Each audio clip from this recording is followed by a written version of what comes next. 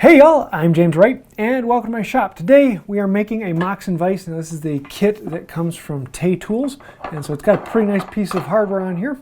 I have another one that I made in the past, but I wanted one that was a little bit different. So today, let's jump in and make this beast.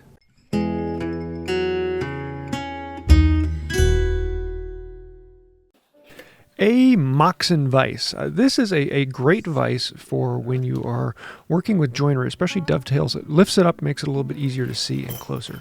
This is a kit from Tay Tools, and it's one of the most cost-effective kits on the market. And it comes with everything you need, including the leather. It has the full directions on how to set it up, different ways to attach the bolts, and everything on it that you need to make it other than the wood. And so I actually got a 1.5 inch by 5.5 inch piece of red oak. I got it from the big box store, so I just got a chunk of wood. I think it was $16. So with that in the kit, this is an incredibly affordable way to do it. And this makes a long enough vise that I can do just about anything I'd want, plus have enough left over for outriggers in the back. So we're going to cut it down to length. I want to make the first piece on the front long enough so that it has the leather, plus a space for the bolts, plus a little bit extra on the outside. The one on the back needs to be that long, plus long enough to have hold-fast spots on either end. So it needs to be a little bit longer than the first one. And then I'm also going to cut off just two pieces that will be outriggers to go on the back to stabilize it a little bit. My first one, I didn't have those on, and it isn't too much of a problem as that is a little bit larger stock, but with 1.5 inch wide stock, it's nice to have something on the back just to support it a little bit. We're going to clean off all of the grease on the bolts so we're not rubbing them on the the wood, but we are going to need to have oil on them eventually. We just don't want to be covering our wood in grease. So first thing we want to do is drill the holes. We're going to put the boards exactly where we want them, clamp them in place, and then this will allow us to mark where we want the holes to be on the front face. And yes, I know I'm using a pencil marking gauge. Doesn't need to be accurate. This just was something new I'm playing with the 3D printer, so I had that on there. Now we're going to be boring out slots for the nuts to fit into. And this time I wanted to try to use wedges rather than making octagonal holes. It was something that was mentioned in the kit directions, and I thought, it'd be kind of fun to play with. So you start with a large hole that is big enough for the nut to fit into entirely, and then you drill your smaller hole that can go all the way through the whole stock, and that way there is a space for the nut to fit into. Unfortunately, I realized that I drew that space for the nut to fit into on the wrong side of the board. So I'm putting my nuts on the back.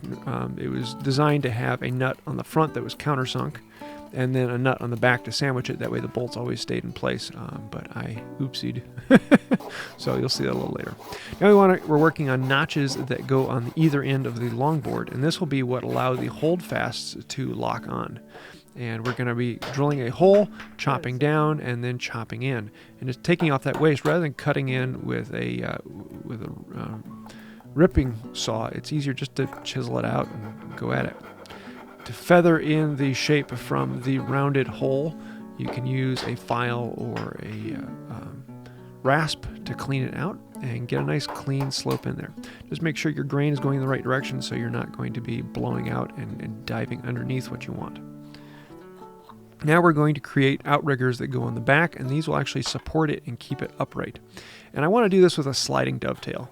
And this is something that scares a lot of people, but it's rather simple.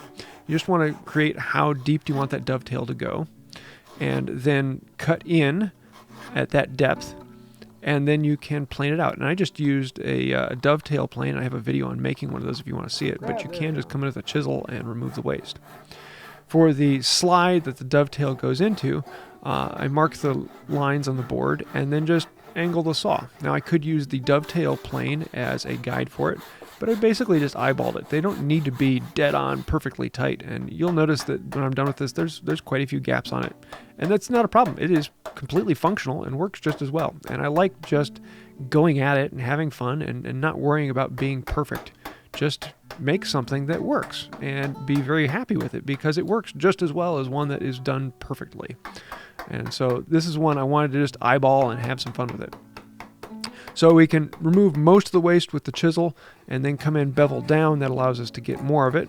And then to really make this fun, we bring in the router plane, because a router plane is always a blast to use. It makes for a good depth. So we know that this is the exact depth we want it to be, within reason. So we need to try it, fit it, work it down a little bit more, try it, fit it, work it down a little bit more until we get to slide in. Now I want these to go in without any glue, and that means I want them really, really tight. I want it to be a fit that requires a good bit of moxie to push it in. And that doesn't mean that the fit needs to be absolutely perfect. It just needs to be wedged in there. And to make it go down all the way, you generally want it to be a little bit loose on the sides, and then tight onto the bottom. And this one is actually wedging into the corners. You can see how it's taking a good bit of force to pound it down on. And that's right about where I want it. Then we can drive the other one in. The second one was actually even tighter than that one. This one required a good bit of force to get it to go down all the way. But there you go. Don't need any glue. I like it. So now we can play with threading in the rods and finding out exactly where we want the leather to go on this. I'm going to be using hide glue. Hide glue is phenomenal for gluing down leather onto wood or leather onto steel. It just bonds beautifully, and this is what I have been using. And I love it. It works really, really well. I did a few tests where I had one jaw with hide glue and one jaw with contact cement, and the hide glue worked much, much better. So let it soak into the leather. Let it sit for just a little bit, and then put it down on. And the nice thing about this, when you want to clamp it down in place, well, the whole vise is a clamp. So we're going to put the screws in and just clamp the vise down on it. And that will allow it to squeeze out some of the juices and a little bit running out. And don't worry about running out. We still have to do the finished planing and smoothing on this. So we can thread these up, and I was really, really happy with how well these spin. They actually go on very, very quickly and very easily. Let it all squeeze out. I grabbed a pipe to tighten it down a little bit more. Really crank it down and let the glue squeeze out. So then after it's set for a while, we can take it apart and start to do the finishing work on it. I mean, theoretically, it's basically finished, but we need to do a little more detail on it. This is what I was talking about with wedging the nut. You actually have the hole so that the corners just touch it, and then you can drive in these wedges around and break them off, and theoretically it holds it in place, and it does pretty well. It's something that can still slide out, and so if you want the nut to be easily removable, this works well. But as well as if you mortise the hole exactly to it, the nut still can slide out there. This just is a little bit easier way of doing it. So I don't know if I'll do it that way in the future. I think I like actually cutting it to an octagon or hexagon, but yeah, it works. It's just a little more fun for me to cut it to hexagon. So now we can start doing all of the trim detail on it, cutting off the excess leather, and then and doing the planing on it. Now on the front chop of this, I want it to be a massive chamfer on there. I want it to come down to almost a point. So on the top, we marked in about an inch, and then we marked down the front face about an inch. And then we want to connect the dots. I'm going to use a scrub plane to come in and remove most of the material, get it really nice and relatively close.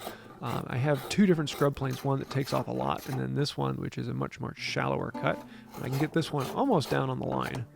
And then I can come in with my regular bench plane and plane it down. And this actually creates a relief so that you can get much closer to the joinery that you're cutting.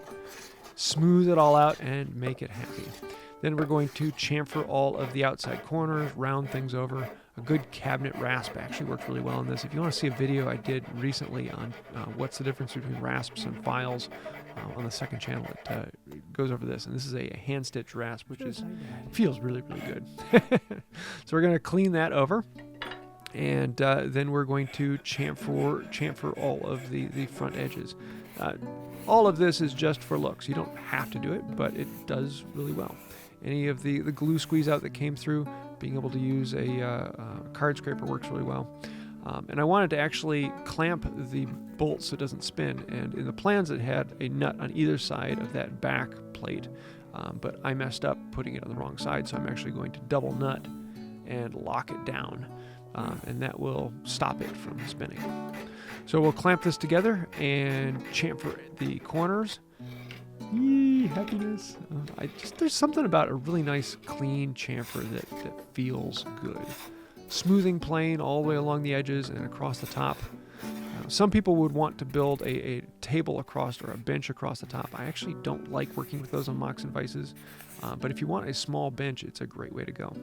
For the finish, we're going to use a really high-tech homemade boiled linseed oil. Yeah, if you've been watching the channel for any amount of time, you know this was coming. But boiled linseed oil and oak, they just really go so well together. Even though it's red oak, it just, the colors that come out on it, it's phenomenal. It's such an easy thing to put on. I'm just going to put on the boiled linseed oil, let it soak in as much as I want, 2 or 3 coats, just one after another, not letting it dry. Just let it soak up as much as it wants, and if it wants more, put more on there. Then after it's set for a little bit, wipe off all of the excess, and then we can put on the paste wax. I don't wait until it cures. I just go ahead and put on the paste wax. Let the paste wax set for a few hours until it starts to stiffen up, and then I can polish off the paste wax with just a rag, clean it up, and that's all I'm going to do for the finish on this. It's not a heavily protective finish, but it looks really good and will work well for the shop, and it feels phenomenal. So now we can put it all together and take it for a test spin. The bolts, the nuts, the swing nuts, these big things, they spin on the front, and they spin really well. I was very, very pleased with how quickly these run on. For the price, it is a phenomenal kit. And so this is designed so you can put holdfasts in on either side and lock it down in, except for I had one hole that was having a problem. And if you don't have holdfast holes, you can actually just use clamps to lock it down to the bench and squeeze it down with those. And voila, you have a vise on your bench. So if you are a viceless bench, this can be the answer for it. Great for doing dovetails and finishing work. I'm really, really happy with this one, and looking forward to using it for many years to come. Happy! So there you have it. This one is a great kit. It is, for the price, you can't beat it. It is one of those things that's just, yeah, it makes sense.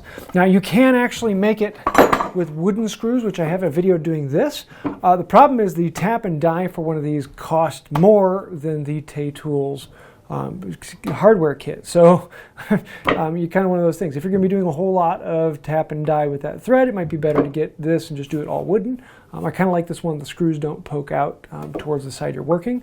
However, this kit is really quick and easy. It's about 4 hours worth of work. I made it out of stock lumber that I got from the big box store. And I really, really like how this came out. Especially this time putting these stanchions on the back to keep it vertical. I really like that. I know a lot of people like to put a top on here to extend out and make it kind of like a small bench. I've never found a great use for that personally. There's a couple times I've used it. But having these that stick out a little bit more, they just kind of secure the whole thing from rocking. I really, really like that.